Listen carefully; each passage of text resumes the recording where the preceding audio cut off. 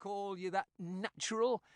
But now, what with Sir Daniel and what with Sir Oliver, that knows more of law than honesty, I have no natural lord but poor King Harry the Sixth. God bless him, the poor innocent that cannot tell his right hand from his left." "You speak with an ill-tongued friend," answered Dick, "to miscall your good master and my lord the king in the same libel. But King Harry, praised be the saints, has come again into his right mind, and will have all things peaceably ordained.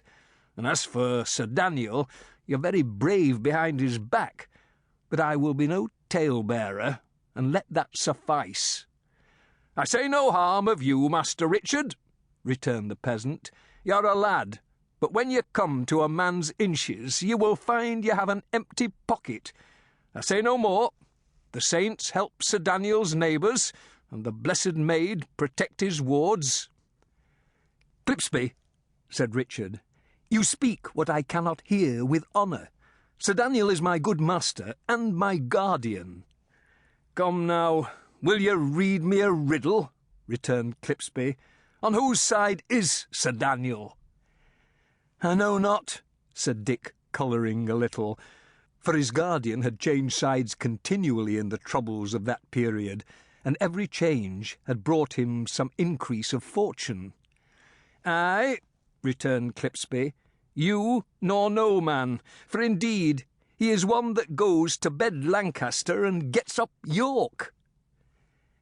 Just then the bridge rang under horseshoe iron, and the party turned and saw Bennet Hatch come galloping, a brown-faced, grizzled fellow, heavy of hand and grim of mien, armed with sword and spear, a steel sallet on his head, a leather jack upon his body.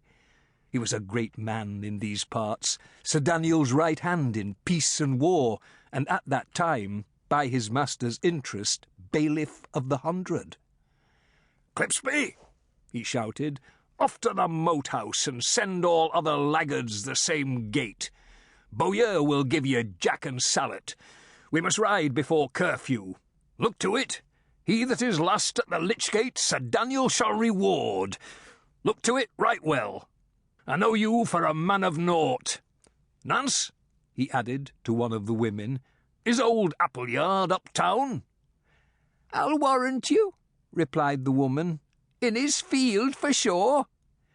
So the group dispersed, and while Clipsby walked leisurely over the bridge, Bennet and young Shelton rode up the road together, through the village and past the church. "You will see the old shrew," said Bennet.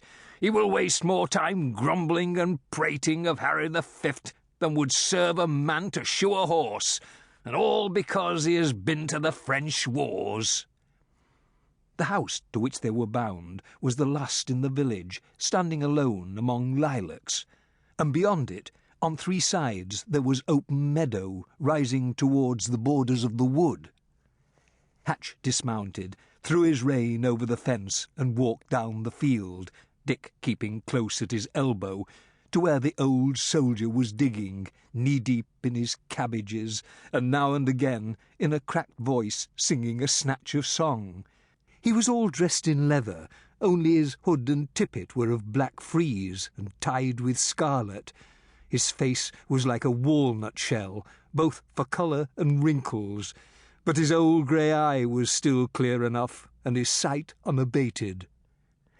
Perhaps he was deaf, perhaps he thought it unworthy of an old archer of Agincourt to pay any heed to such disturbances, but neither the surly notes of the alarm bell nor the near approach of Bennet and the lad appeared at all to move him, and he continued obstinately digging, and piped up, very thin and shaky, "Now, dear lady, if thy will be, I pray you that you will rue on me."